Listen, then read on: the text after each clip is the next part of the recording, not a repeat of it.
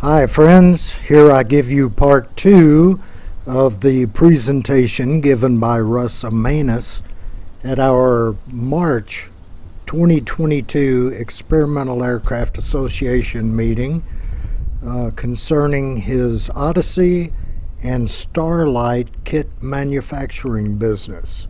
So without further ado, let's get right into the presentation.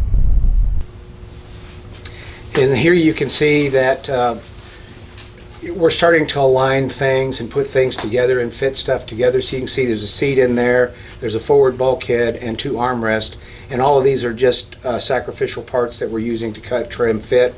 So once we get the things fitting the way we want them to, we can go back and put those in the molds and make scribe lines. So when we pull the next parts out of the molds, they have the scribe lines on there where the trim lines are, so we don't have to use drawings, or anybody in the shop will be able to find the lines to cut into trim them. The canopy, big part of the airplane, and it's been a really big challenge too. But we do have 2 canopies. They are beautiful. We're working on the frames now. There were some issues with the original parts that we made because, like I said, we made them at the house and literally loaded them that night, took them to Oshkosh and made parts within 2 days. So the molds were not stationary in a tool, and so when we pulled vacuum on them, they did squeeze in. So they became a little bit smaller than what the theoretical model should have been. But for the demonstration at Oshkosh, it was a win. It was a total victory. But when we discovered that when we built the first frame to fit that airframe, and it doesn't fit the new airframe. So new canopy frame is in process. This machine here is one that we acquired so that we can do all of our canopy work in-house now.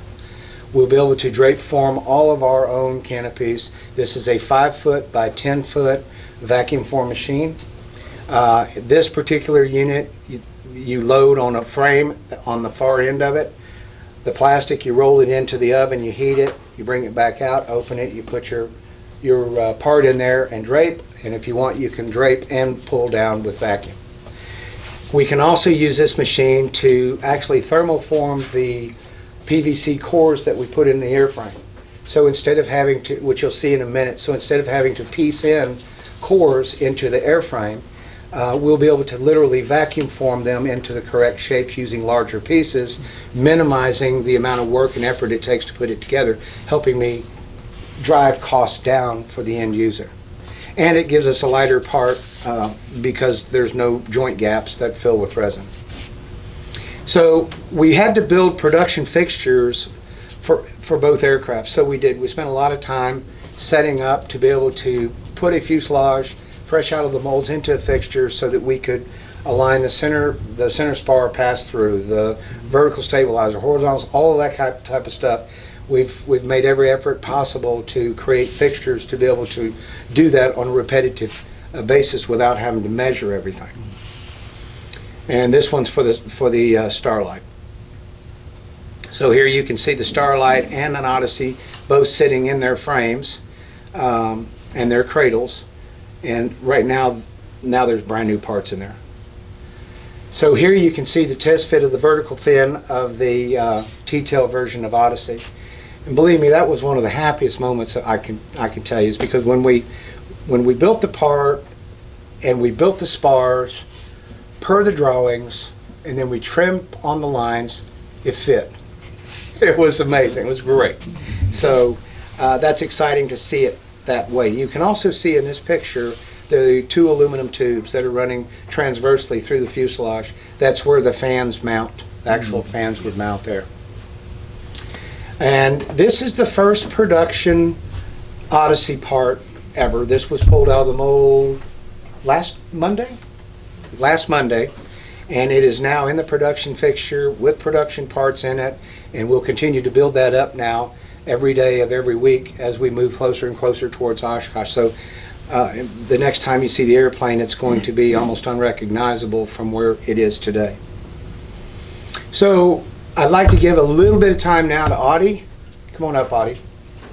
Audie has done some phenomenal work on our patterns to help us expedite getting the tooling made. Okay, I want to introduce you guys to Audie. Audie, introduce yourself. Hi. My name's Aditya Ane. He's a CFI, and he's a brilliant, brilliant guy on the computer. I can tell you that. He built a CNC machine over at our shop for hot wiring the foam, and it has just absolutely been invaluable to have him do what he's doing. And so I wanted to give him some time to share with you a little bit about his project, and then I'll share with you guys some more on the stuff that he's created for us that's been expediting our build. So, take it away. So, has anyone seen the videos where they're cutting foam cores and they've got templates and there's two guys standing on either side of the block of foam? Okay. So, this is basically the same thing. You've got numbered points going around the two edges. So, basically, I'm just using stepper motors instead of people to move the hot wire. So, besides ODG, who's using foam for things? Who's building stuff out of composites? What are you building? Doing 18 by number. Oh, cool. Great. Okay, yeah, those are the templates. And I can see the numbers that you've got on them. So, very similar to this, except this is on the computer, so I don't have to bandsaw out those templates each time. It just makes it a little bit faster. So the trick is really just to get everything aligned correctly, because if it's slightly off to one side or the other and you're doing a tapered cut, it'll change the length of the parts. This part I've actually rejected. I cut this off of the piece I was building because the angles don't line up between the two blocks of foam. So that's due to a jigging problem, and that's what I'm working on right now.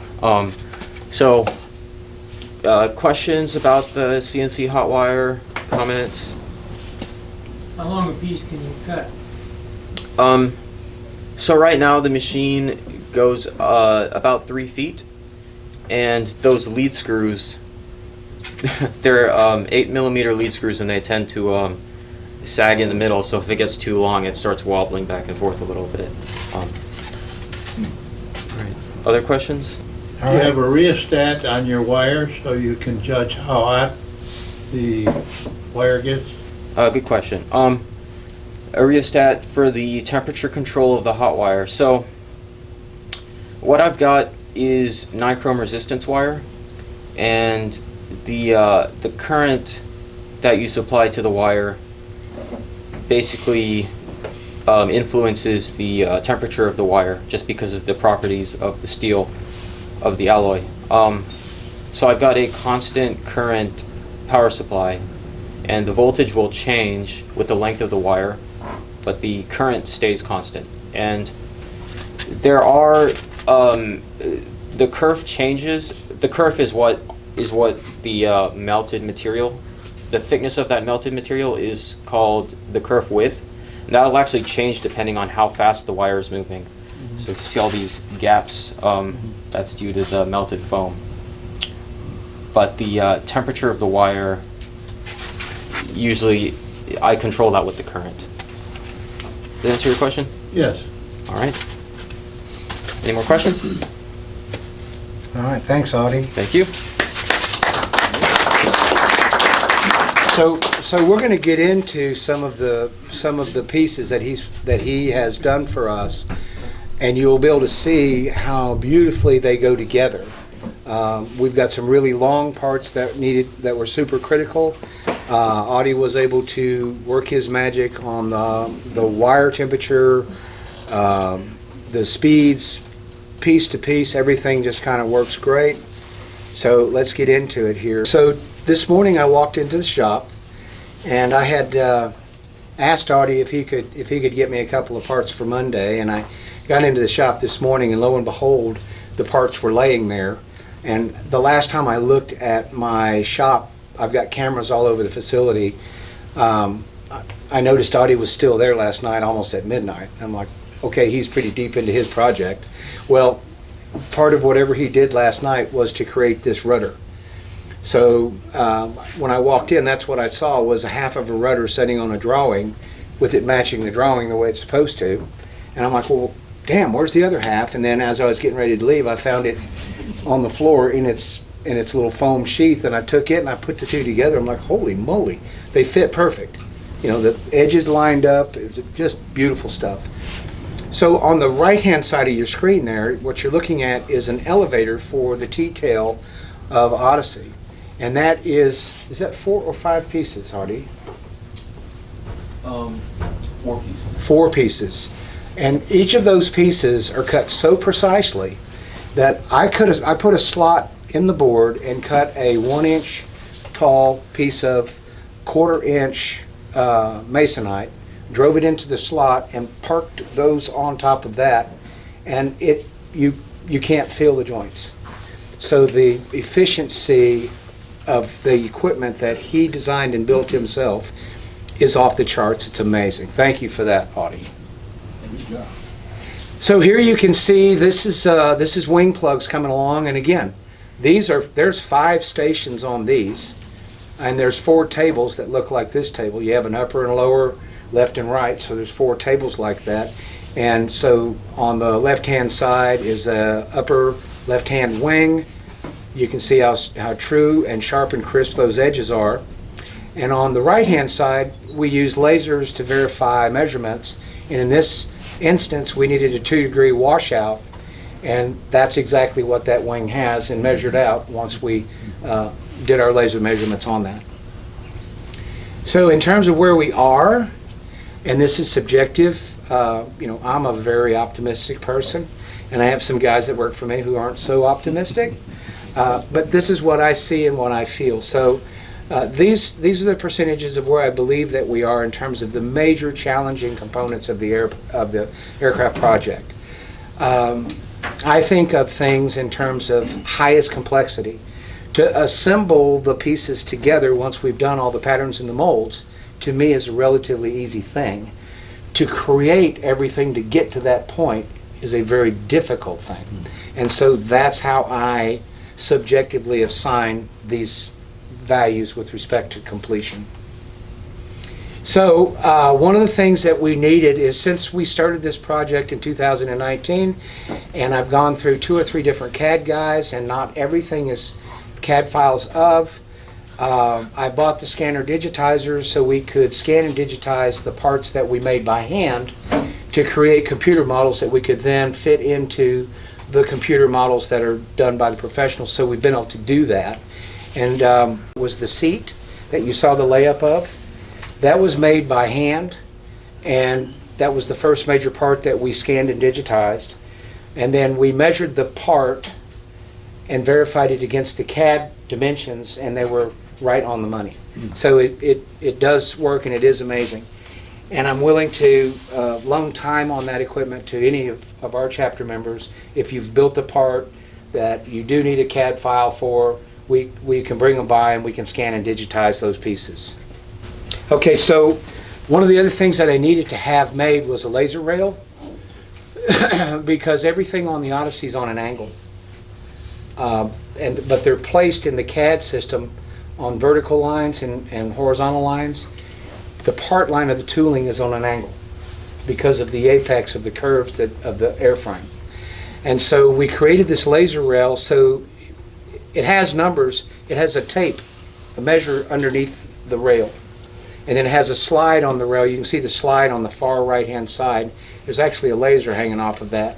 So we can actually move the slide along the tape to a certain dimension and project down onto or into the part so that we know what station, what butt line, we can find it with this laser rail. And that's what we use to try to help us create production fixtures, so once we get the first things placed and a fixture made, we won't need the rail anymore. But in order to get that done, I needed to have an easy way to measure that was repeatable. So the rail's actually tied to the wall, and now it's fixed to the fixtures that you saw in the initial pictures. And that's what it looks like when it projects, and it can be moved up and down, sideways, and leaned in any direction. Questions? Modify a person's laying in that seat as a pilot. Do you have a way to make cushions so they fit the pilot? There's different body sizes. Well, yeah, I mean, there was 5 of us that were involved in getting the seat laid out. And I actually used drawings from a sailplane and drawings from the, what was that little airplane that had the low canard with the wheels on it? Dragonfly. But it was the single seater. So kind of a combination between those 2 seats to come up with the shape that we've got. And then we had lots of people sit in it and tell us it was good or it was bad. Now Roy seems to think that the seat needs to be curved to be more ergonomic and all of that. I get it. I only have time to make a seat. I don't have time to make it fit everybody. We got a prototype here. Yes, we can have cushions made that do have contours in them, though the size of the aircraft and the duration you probably be in the aircraft, a thin little pad in the seat would probably be all that you would need. Any other questions? The seat was made out of carbon fiber. Yes, sir. Yes, sir. Sure was. With Element Extreme as a coating on the outside. Are the wings able to unplug Yes, to sir. ship the airplane? They sure are. Now, the vertical stabilizer and horizontal stabilizer will not be removable, but the wings will be removable. And that will be the case on the Starlight as well. Any other questions? Is your wing solid foam or is there a spar No, material? there's spars. Both the Starlight and the Odyssey have 2 main spars. They have a main spar and then a trailing edge spar, all composite.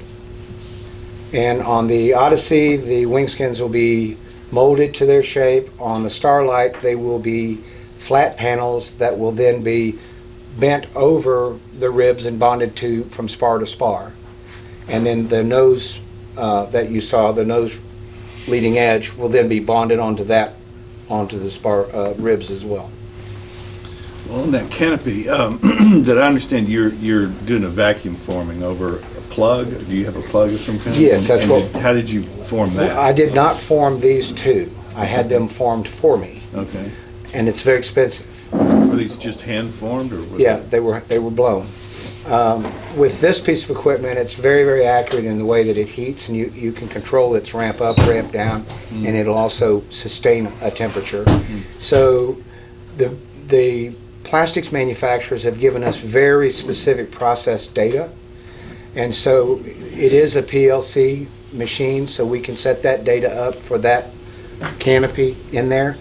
It's on the Starlights. Those aren't actually formed all the way around the buck. Okay, they're draped until they stop draping to keep from stretching the acrylic or the plastic. And then you can take it because of the material, and you can literally form it by hand then to the frame and bond it to it. Okay, so, and we think that will probably be the same with the Odyssey. However, we are fully prepared to drape and pull with vacuum if we need to. One other question, you were talking about, like a piece that you've made custom, and you could do a CAD drawing or a picture of it? Would We you- can scan and digitize it. Okay, what is that? Is that a complicated process? It's I don't know how to do it, but my guys do. I hired some smart guys. I've been sniffing glue for 40 years. So the way it works is depending on the size of the part, you either put targets on the part or you don't put targets on the part. And we have thousands of targets, so we can put them on a part, and then you just slowly scan over the piece and watch your computer screen as you're doing it, and it literally builds that model right in front of you. And then just, And then you use the mesh tool that meshes it all together, and then it will render for you that model. wow, And you can do anything. like an avionics panel. Yes, you can do avionics panel. We can do your head. Anything. Yes, sir. That's what I was gonna ask. It doesn't sound like you have a fixed envelope of what's No, limiting size you can. well, okay, so the manufacturer says we need to do no more than 8-foot long pieces, but we can do 2 8-foot long pieces and put them together. Yeah. Yeah, we can do that. Yes, sir. landing gear, is it chromoly steel or fiberglass? Can it Composite. be replaced? Composite gear legs. Yeah, composite gear legs for weight. And you'll have hydraulic brakes? Yes, sir. Yes, sir. Any other questions? Approximately how much do you think the airplane will weigh? The Starlight, original weight of the Starlight, if it was built per the plans, was 253 pounds and met the ultralight category weight. Based on the numbers for the laminate schedules, the core, and the resin content of Odyssey, without any engines in it, that airframe will also come in around 254 to 265, somewhere in that window. So depending on which engines we add to it and how much fuel, that'll change that from there. Well, thank you so much for having me, y'all. I appreciate it very, very much.